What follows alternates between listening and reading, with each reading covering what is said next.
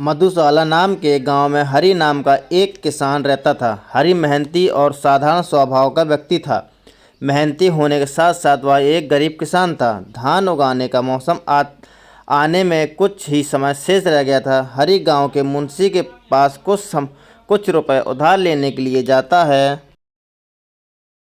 नमस्ते मुंशी जी। आओ हरी, आज यहाँ कैसे आना हुआ? घर पर सब कुशल मंगल तो है ना?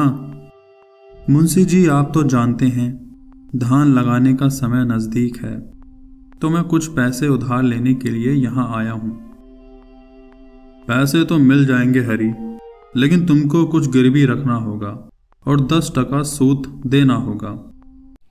हरि अपने पत्नी के सोने के कंगन मुंशी के पास गिरवी रख देता है और पैसे को लेकर उस पैसे से धान लाकर खेत में बो दे देता है।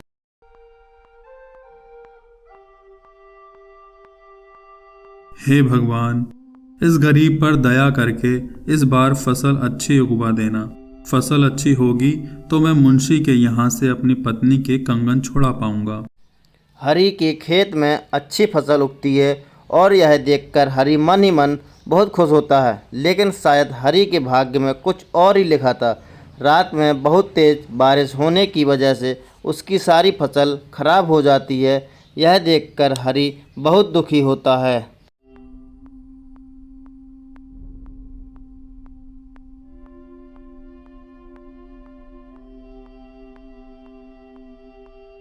हे भगवान, दुनिया के सारे दुख क्या मेरे ही जीवन में लिखे हैं? सारी की सारी फसल पानी में बह गई। अब मैं कैसे मुंशी से कंगन छुड़वाऊंगा? गांव के लोग हरि को समझाते हैं और उसको हिम्मत देते हैं। इस बार सभी की फसल खराब हुई है, इसीलिए तुम हिम्मत रखो। अगली फसल भगवान की कृपा से अच्छी होगी। तुम फसल के पैसे से मुंशी से कंगन छुड़वा लेना।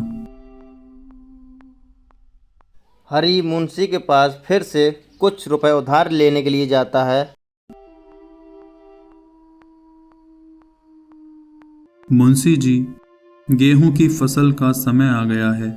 मुझे कुछ पैसे उधार चाहिए थे। पैसे तो मिल जाएंगे हरी, पर तुमको पता ही है ना कि कुछ गिरवी रखना होता है।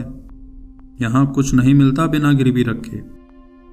मुंशी जी, मेरे पास तो अब खेत की जमीन के अलावा कुछ और नहीं बचा है जो मैं गिरवी रख सकूं। आप मेरे खेत को ही गिरवी रख लीजिए।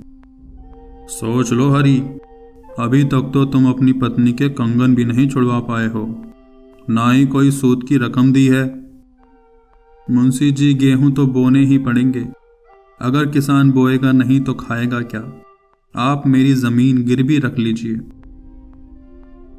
मुंशी हरि की ज़मीन को गिरवी रख कर लेता है और हरि को रुपए दे देता है। हरि रुपए लेकर गेहूं का बीज लाकर खेतों में बो देता है। हरि बहुत परेशान रहने लगा था।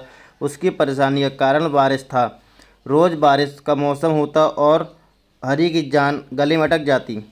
हरि रोज़ भगवान से प्रार्थना करता था बारिश ना हो, लेकिन कहते हैं कि अंत भला तो सब भला। मौसम अच्छा होने लगा और समय समय पर बारिश होने लगी। हरि के खेतों की फसल बहुत अच्छी हुई और हरि फसल को काट कर उसे बेचकर अच्छा मुनाफा कमा लिया था।